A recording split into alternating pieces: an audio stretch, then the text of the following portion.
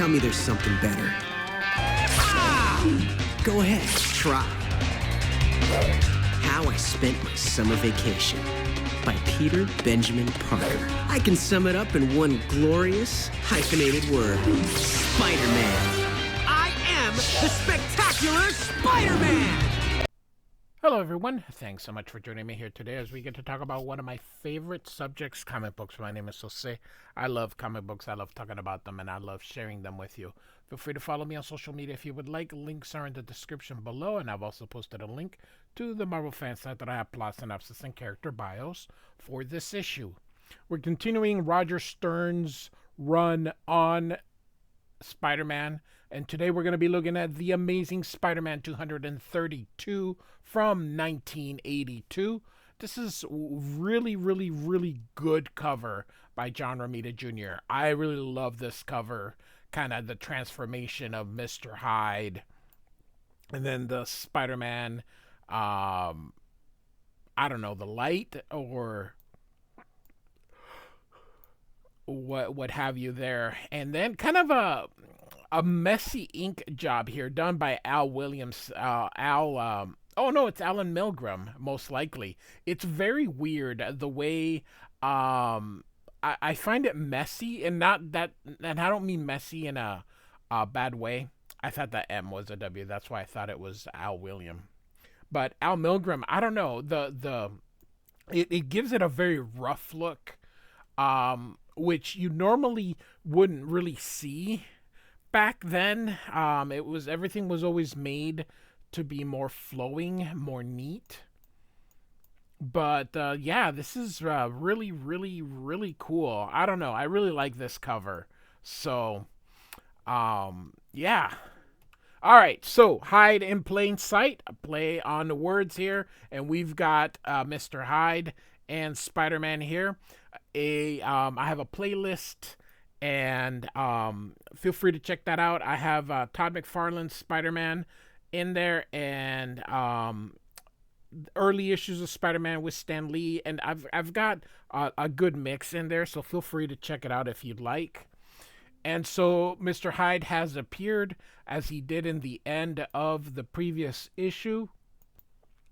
And Spider-Man thinks here, I don't believe this. I gotta go to all the trouble of finally capturing the Cobra. And when that happens, his ex-partner, Mr. Hyde, shows up with blood in his eyes, nearly smashes us with a chunk of building, and causes me to twist my ankle in the bargain. I can't win. And so Mr. Hyde wants Cobra. He feels Cobra betrayed him. We get our credits. I like the credits here in this nice little circle here. Roger Stern is the writer. John Romita Jr. pencils. Jim Mooney inks. Tom DeFalco is the editor. And Jim Shooter is the editor-in-chief. Rest in peace, Jim Shooter. Tom DeFalco would actually follow Jim Shooter as editor-in-chief at Marvel. And so, I like how they say this last issue, you really should have been there. Well, if you follow me, you were there. And like I said, I have a playlist, so Mr. Hyde jumps to get him, but Spider-Man is not going to allow him here. So he grabs Cobra and is going to take him along. And so I'm just sort of going to narrate these parts here. And so Spider-Man's taunting him, and of course Mr. Hyde tells him he is going to regret it. So he grabs whatever these things are called. I think it's for the heat to escape in homes, or I don't know. I don't know what the whole point of these things are, but they're made out of aluminum. So if you know their name, maybe put that in the comments or whatever. But Mr. Hyde throws it at him, and the spider sense goes off here. So, and Spider-Man says or thinks here that he avoids it very narrowly here. And Mr. Hyde jumps again and almost gets him again here. And he continues to tease him here. You can't lay a mitt on me. And Mr. Hyde is very angry. I'm a man of little patience, Spider-Man. The longer you keep me from my treacherous ex-partner, and you can see he is pulling an electric cable out, the harder you make it on yourself. Hand him over to me at once. Do you hear? hand him over. So he tosses the electric cable kind of like a whip. And so he misses again. I love this inking. I love it when they do the black on Spider-Man, but allow the webbing then to be white. I don't know. I find it very cool, very moody. I like it when they do it. And I'm glad that they do it for certain effects. They don't do this all the time, or it would lose the effect of the coolness in there. So, all right. So we're at the Daily Bugle here. Nice vertical panel here. And so the police are there for Marla, not Jameson yet, Madison. She's going to be Jonah Jameson's wife. And we also have Ned Leeds, who will, in the future,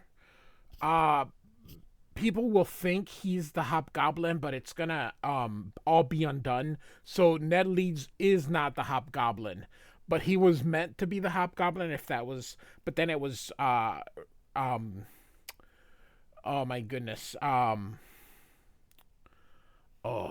is, Roger Stern, goodness gracious, said no, it was not supposed to be Ned Leeds, and he actually, wrote who the true Hobgoblin was, but, anyway, Ned Leeds is here.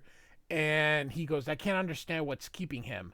And Marla says, maybe he's not coming. Maybe he lied. Maybe he and the Cobra struck some sort of bargain.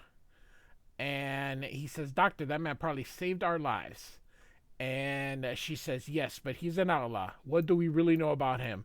And so he comes in and he says, sorry, I'm late. When Robbie got your call about Cobra being captured, he told me to hustle my tail down here to snap some pictures. I think my cab driver broke every law in the book. And so this is Lance Bannon. And he says nothing's happened yet. And so they explain everything. And Marlo says, we're still waiting. And so suddenly you see this boom here. And I thought they were... So is this the precinct? It said... Oh, it is the police station. Daily Bugle. I'm sorry. They're at a police station. I said the Daily Bugle. I'm sorry. My bad. And so there's a bombing, and these they're like, oh my god, it sounds like a ton of bricks fell. And so Ned says, stay here. And she's like, don't worry, I'm not budging. And so, of course, we have the fight here. This poor cabbie is all shook up here about everything that's happened. And we see now the fight between Mr. Hyde and Spider-Man as he's trying to keep Cobra away from him. But unfortunately, all this rubble is falling down on civilians. So Ned said, come on, Lance, I think we can get to the rooftops through one of these buildings. And so he's like, all right, let's go. And so finally Cobra's up to, and he's like, let me go. And Hyde here says, this is your final warning, Spider-Man. Give me Cobra, or say no more. You want Cobra? You can have him. He tosses him to him. And he says, ha, you finally come to your senses. And then he tricked him. He's got some webbing here when he caught him. And so you coated the back of his helmet with your infernal web. I'm stuck to him. Figure that out by yourself, did ya? I was stuck with Cobra long enough. Now it's your turn. And so Hyde tosses the chimney at him, and he catches it. Hyde is super, super strong here. So he tosses it back in, but Hyde deals with it. So Bannon is taking some pictures here. And he's like, he is Peter's #1 rival here. So he's like happy to be able to get him in. So he goes with Cobra here, Hyde does, and Spider-Man. What is this called? The DeLuca effect, I believe. And so you can see here as he tries to hit him here. And Hyde uses is this the water? Yep. And he is going to drop them on good old Spider-Man here. And so all that water goes on gushing. and nice little vertical panels. And then Lead managed to hold on, but there goes Lance, and Spider-Man catches him and saves his life. And the guy is like all upset. He's like, my camera, you gonna save that too? And so he leaves. And look at that. Before he left, he webs him here. So, all right. And so it looks like Hyde and Cobra got away. And then he sees the time when, with that little bong there. And he's like, Cobra and Hyde can keep for themselves for a while. I have personal finish, a business to finish before 5. And so Hyde sees that he's Spider-Man's alive, but he's leaving, and he's like, I can kill him later. I also like this panel a lot. So, and he goes, as for you, and Cobra's like, hey, take it easy, I'm sure we can. He's like, shut up, you sniveling coward. I'll just bet that you have a nice hideaway somewhere.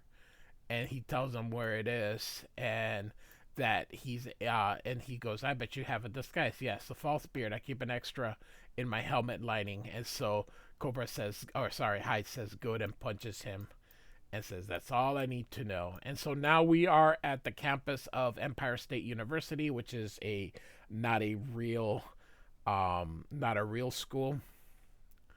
And so Spider-Man's changing back into Peter Parker. And so he says, I was on the go so much I had almost forgotten that 5 o'clock was the deadline for clearing out my desk in the biophysics office.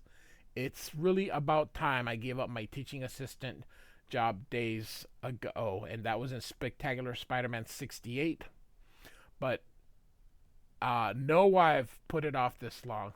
Don't know why I put it off this long. And so he comes in and there's nobody there. And he starts to clear out his desk. And he's feeling down. And he knows why he quit. But he just is not able to continue doing it with what he has to do as Spider-Man. And then someone sees him. And he says, hey, Marcy, what's up? And she says, do you have a few minutes or something we should talk about here?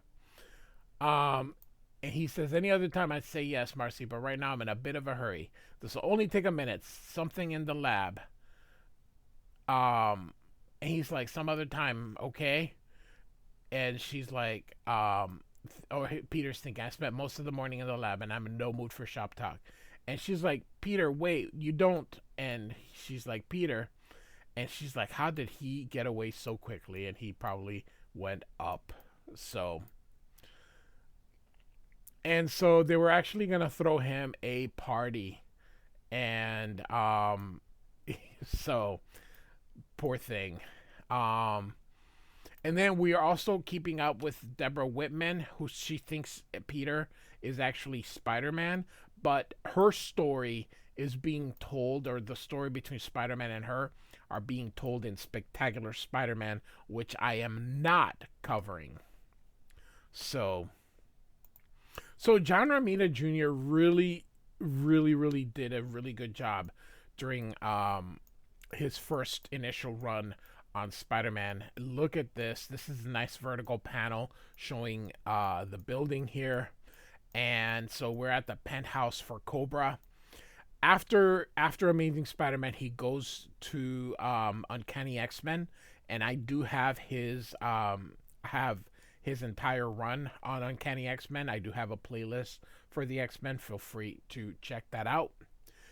And so the doorman says hello to them, and this is Mr. Hyde, his civilian disguise here, Calvin Zabo. And so he's going in and notices the snake skin boots. So they arrive at the penthouse there, and he is going to take this was his own coat here. So he takes it off. And he had put him in disguise. That's what the beard and knocked him out. And so he's going to take his potion and turn into Hyde. And so he's like, I never quite get used to the pain, but it's worth the meager pain to put aside the laughable form of Calvin Zabo and become Mr. Hyde. So I would give up being Zabo permanently if he did not still have his uses. Only he could have procured this back for me. And the funny thing is, Zabo chooses to be Mr. Hyde. So it's funny how he kind of talks about himself that way. It's not like the Hulk. Zabo is chooses to take that potion. It's not like Mr. Hyde makes him. So, all right. So, he says, so he pulls out this out of the bag, and it was a concentrated acid. I don't know how you can concentrate acid, and he puts it on the back of Cobra here. And what he's trying to do is get rid of the webbing. And he says it has no effect, but that's not true. And so eventually he was able to get the webbing out here. And he says the webbing is most impressive, a work of near genius. I'll have to study it closely after I get my revenge. And so he pulls this stuff out. And so he's coming through here. And he says, I want you conscious for this. And Cobra's like, Hyde, what are you doing to me? And he says, merely rendering you incapable of slithering away from me. And so you can see that he has put cuffs on him on both his arms and legs.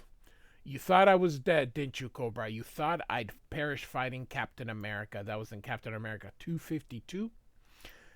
And he says, in truth, I was frozen badly injured, but I survived. I survived because I knew you still lived, and I would have come back from the dead to have my revenge on you. You left me to rot in prison. He pulls out the fake beard. That I curse the day I ever agreed to be your partners. We'll dispense with the false beard. I want you in full costume. See Cobra's like scared here. When I slowly meticulous rip the life from your body. And here, Spider-Man shows up and begins fighting again. And he's like, how? And I said, I looked in the yellow pages under Big Dumb Jerks. And he says he actually slipped a tracer under Cobra's before he tossed him. So that was pretty clever. He says, I'm glad I made it to the party. I love parties. He says, party. And Hyde says, you imbecile, I'll squash you like the insect you are. By the way, ants are not insects. They're arachnids. And so, he says that himself too. And he's like, I'm Hyde, and Hyde is power. So again, some more DeLuca. And I love this panel. This is probably John Romita Jr.'s best issue so far. And he's like, I'll kill you. Even better, I think, than the ones with the Juggernaut. So I really like this panel. And he's like, keep it down. You'll disturb the neighbors. And so Hyde's like, I hate you, Spider-Man, and what I hate I destroy. So Spider-Man continues to tease him. He's like, temper, and hits him in the back of the head. And he's like, well, you dirty son of a. Then he hits him with the webbing, and he's like, Arr! And he hits the floor. Kroom. Easy there, big fella. We don't want you blundering into too many breakables. Insurance rates are high enough as it is. And he grabs him here with his web and spins him, and he goes right through the window. And I like this panel that it says boom to look here. And so Hyde goes through another nice vertical panel here. He lands on the floor, and he's like, no, I expected at least one of those walls to stop him. What have I done? And so he's actually alive, and he's all pissed. And then they're getting ready for fight again, but Mr. Hyde goes down. And so he had to rip the cuffs off. That's why they're showing the blood. And the police show up, but Cobra is going to try to slip. But Spider-Man was there, and he's like, just lock me up. I don't want any more of this. And so we end here. I must have made a big impression on Cobra. Then I thought, right now, I don't think I could take another fight either. I think I'll go home and soak my foot. And so next issue, the tarantula attacks. Amazing Spider-Man 232 by Roger Stern, John Romita Jr. with Jim Mooney. Like and subscribe, and I do thank you so much for listening. Goodbye.